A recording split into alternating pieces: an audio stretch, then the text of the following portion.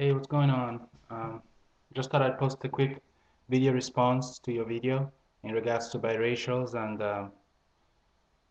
I just really wanted to let you know that although I understand where you're coming from, you also have to understand where a lot of black people come from in regards to this issue. It's not just about being black or white or in between. It's not about skin color. It's about culture. That's what that's what people are looking at when discussing this issue. And you have to understand that, yeah, you might be half white and half black physically, but culturally speaking, if one group doesn't accept you into their midst completely, by default, you become part of the other group. And that's always been the issue in America. You know, back in the day, yeah, you could be half white. Heck, you could be even almost all white. But if you didn't look it, and it turned out that you had minority, parents somewhere, they didn't accept you into their midst. You were pushed away. So that's why you have to understand. It's not just about being black or white or bickering. And you also have to understand that race, for a lot of people in America, is different. First of all, racism itself to black people is viewed more as a system of oppression than anything else.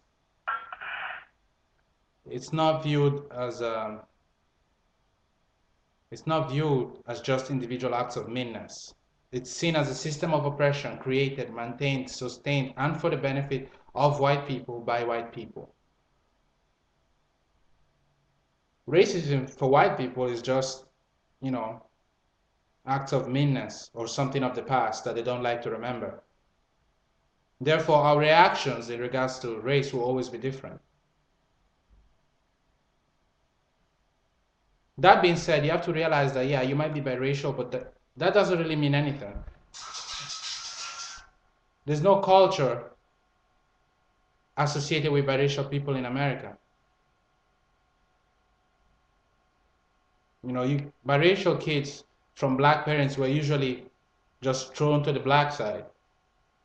Even today, yeah, you might be half white, but most white people, if they see you and you don't tell them, they'll just say, oh, he's black, or she's black. Barack Obama is half white. But if you were to walk down the street, or if you were to walk near a KKK rally, they won't treat him any different. So yeah, you have the right to view yourself however way you want to view yourself. If you want to be white or black or biracial, that's your right. But just remember that, the world doesn't just go by that. White people are not going to view you differently if you're biracial. One group is not going to view you differently if you're biracial. They look mostly at how you look. Look at Rashida Jones, for instance.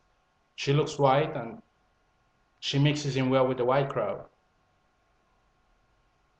Barack Obama, he's black, he looks black, and he views himself as black, and he mixes well with the black crowd. But ultimately, it really comes down to, will the group accept you based on that? And so far, the answer has always been no. So the real focus should not be about biracial or black or white.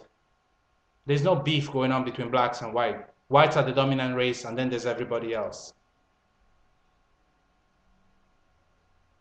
So the main focus should be, how can other groups improve themselves to a point where this will not even be an issue worth discussing? So that's what we should focus on. Just wanted to throw my 2 cents in there. Forgive my accent. I was born and raised in Italy and grew up in different parts of the world, so I speak weird. But yeah, that's just it. I'd definitely like to hear more from you on the subject later.